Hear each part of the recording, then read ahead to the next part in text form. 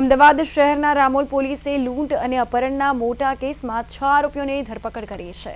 આ ઘટનામાં 25 લાખ રોકડા સહિત સોના ચાંદીના દાગીના જેવા 53 લાખના મુદ્દામાલને કબજે કરવામાં આવ્યો। સમગ્ર કેસની તપાસ અમદાવાદ ક્રાઇમ બ્રાન્ચને સોંપાઈ આરોપીઓને સાથે રાખીને ઘટના સ્થળનું પંચનામું કરવામાં આવ્યું છે। આ ઘટના વસ્ત્રાલના કબીર મંદિર પાસે બની અને મુખ્ય આરોપી સંગ્રામસિંહ સિકરવાર અને ઋષિ ઉર્ફે હેપી સહિતના 6 આરોપીઓ ઝડપાયા છે।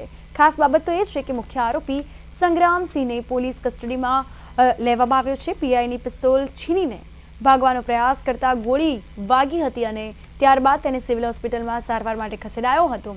आज रोज कबीर मंदिर पासे घटना स्थले क्राइम ब्रांच द्वारा तमाम आरोपीओने लई आवीने घटनानुं रिकन्स्ट्रक्शन करवामां आव्युं हतुं।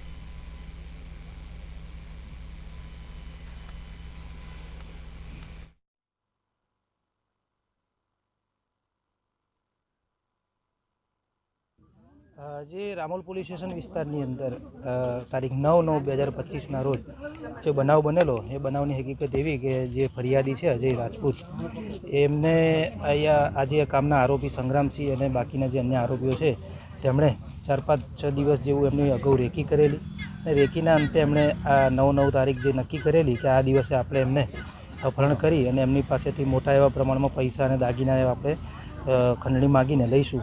જે અનુસંધાને એ લોકોએ આ જગ્યા પસંદ કરી કે આ જગ્યાની આગળ તમે જુઓ તો આ રસ્તાથી આગળ જે ફરિયાદી છે એમની પોતાની સાઇટ આવેલી છે, તો એમનું રૂટીન હતું અહીં આગળ આવવા જવાનું।